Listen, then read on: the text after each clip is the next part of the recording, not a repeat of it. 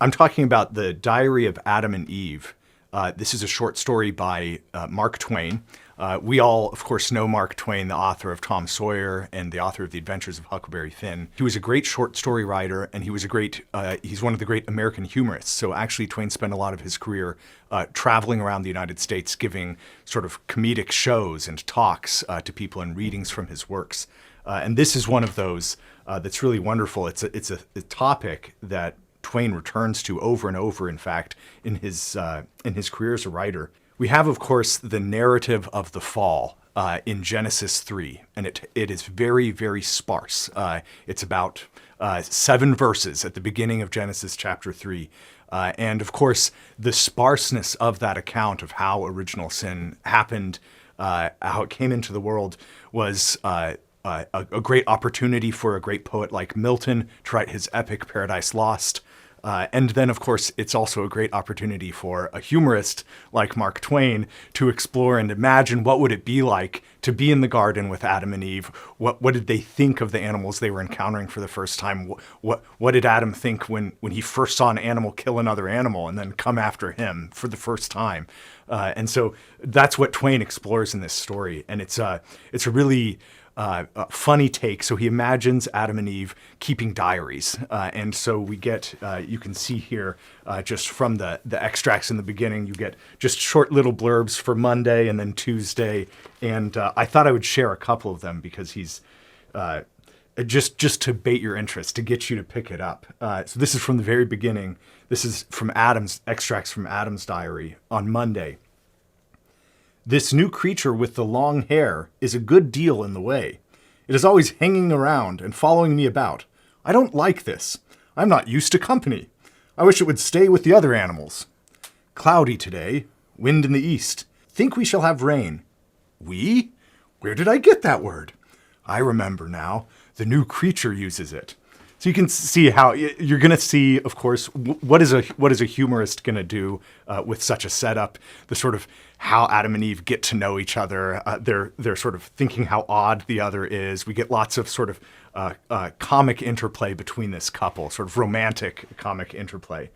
And he goes on, Twain will capture how Eve is very good at naming things, and she has an automatic sense of naming things, whereas Adam sort of hems and haws and dilly-dallies, and he's not quite sure of things. And I won't give away how the fall actually occurs, because I want you to go read this. But after the fall occurs, of course, they have children. And so we have in the extract, and the entry simply begins, "We have named it Cain. She caught it while I was up country trapping on the north shore of the Erie. Caught it in the timber, a couple of miles from our dugout. Or it might have been 4, she isn't certain which. It resembles us in some ways, and may be a relation. That is what she thinks, but this is an error in my judgment.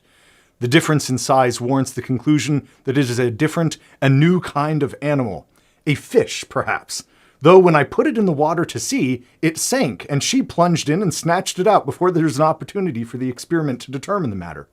I still think it is a fish, but she is indifferent about what it is and will not let me have it to try. I do not understand this. The coming of the creature seems to have changed her whole nature and made her unreasonable about experiments. She thinks more of it than she does of any of the other animals, but is not able to explain why. Her mind is disordered. Everything shows it. Sometimes she carries the fish in her arms half the night when it complains and wants to get in the water. So you see a parent marveling for the first time at an infant child, thinking it's a fish. And Adam has these different experiments. And at one point he determines it's not a fish. Perhaps it's a kangaroo because now it's crawling around. And so Twain plays up the sort of the relationship between the sexes, the battle of the sexes almost in part in this hilarious context of sort of before the fall and then after the fall. And I won't spoil too much, but you have to get to Eve's diary also, which comes later in the story, because then you get the story, the events from her perspective. And she, it turns out, is quite philosophical, quite coherent and clear in her thought. And so the contrast between these two characters is really one of the delightful things in the story. I thought I would add, though, that though Twain's a humorist, and though he's really, this is supposed to be a comical, entertaining story.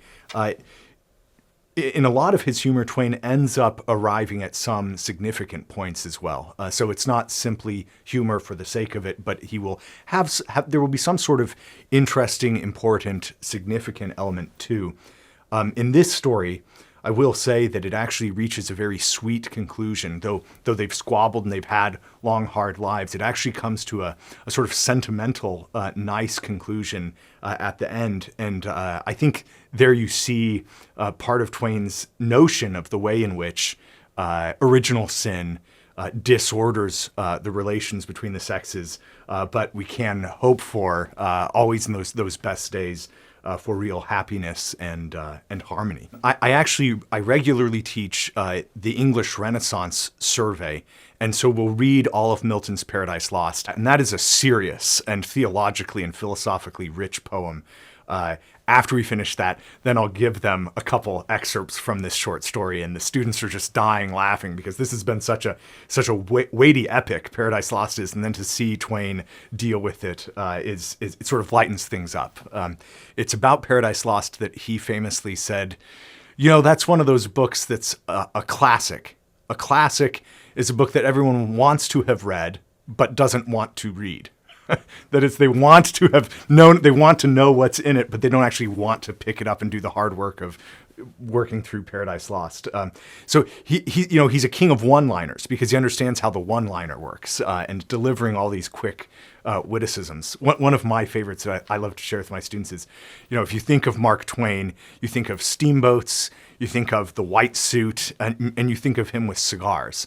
And Twain was great. He quipped once, "Quitting smoking is easy. I've done it dozens of times." And it's just he's very good that way.